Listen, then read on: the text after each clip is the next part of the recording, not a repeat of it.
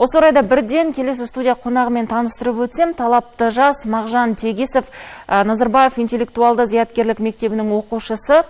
Ол ғарышкерлерге арналған тренажер ойлап тапқан. 16-шы халықаралық космостық зерттеулер ғылыми байқауында екінші орынға ие болған. Сондай-ақ бірқатар облыстық және республикалық байқаулардың жеңімпазы.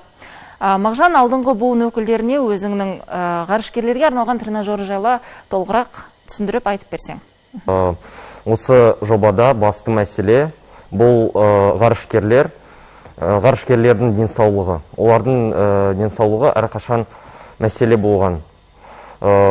Себебі олар күн сайын жаттығу жасамаса, жерге қайта сау болып орала алмайды. Осы тренажер сызықтық генератордың негізінде жасалған.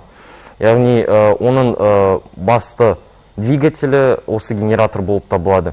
Яғни ғарышкер өзара қозғалыс жасағанда, өзара қозғалыс деген мынандай қозғалыс, орысша айтқанда возвратно-поступательное движение.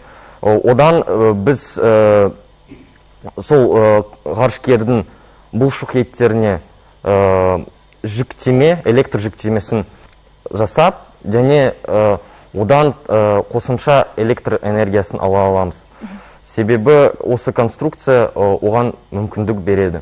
Құрметті қонақтар, міне көрдіңіздер ғой, өздеріңіз бағана жастарға білім беру керек, оқыту керек деп сынап та жаттыңыздар. Міне жас оқушы мектеп жасында халықаралық байқауда екінші орынға ие болған. Оның жүлдегері болып, мені мектеп әлемге әйгілі Стэнфорд университетіне 2 апталық биомедициналық инженерия курстарына апарды. Алайда осы жылы коронавирус жағдайы болғанымен сол курстар онлайн өтті. Қазіргі кезде жоспарларым көп, шыны керек. Көбінесе ғылымға, оның ішінде жасанды интеллектке назарымды аударым келеді.